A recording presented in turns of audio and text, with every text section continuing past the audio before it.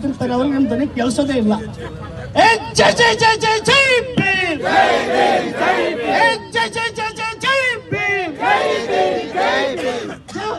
ಈ ಕಡೆ ನಿಲ್ಲಿಸಲ್ ಆಗ್ತಿದ್ದೀರ, ಸ್ಲೋಗನ್ನೇ ಬರ್ತಾ ಇಲ್ಲ.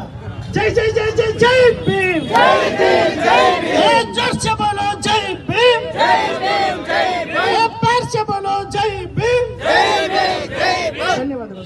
ಪಡೆದು ಹೋಗಿ ಅಧಿಕಾರದ ಚುಕ್ಕಾಣಿಯಲ್ಲಿ ಏನ್ ಕುಂತಿದ್ದೀರಾ, ನೀವುಗಳು ವಾಪಸ್ ಅರ್ಥ ಮಾಡ್ಕೋಬೇಕು.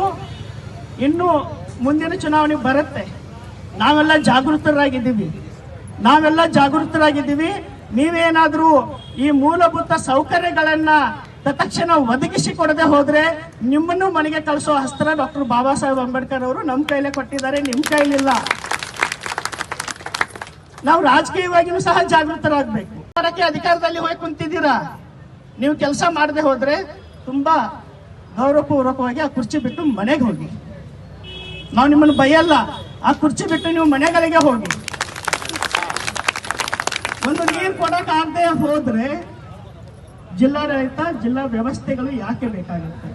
ಒಂದು ಉತ್ತಮವಾದ ಕುಡಿಯುವ ನೀರು ಕೊಡದೇ ಇರುವಂತ ವ್ಯವಸ್ಥೆಗಳು, ಒಂದು ಸೂರನ್ನ ಕೊಡಕ್ ಆಗದೆ ಇರುವಂತ. ಇವತ್ತು ಇಲ್ಲಿ ಬಂದಿದ್ರು ಎಲ್ಲ ಅಡಿಷನಲ್ ಡಿಸಿ, ಸಿಇಒ, ತಹಶೀಲ್ದಾರ್ಗಳು ಮತ್ತೆ ಇಲ್ಲಿಯ ಪಕ್ಷದ ಒಂದು ಅಧ್ಯಕ್ಷರು ಸಹ ಇದ್ರು.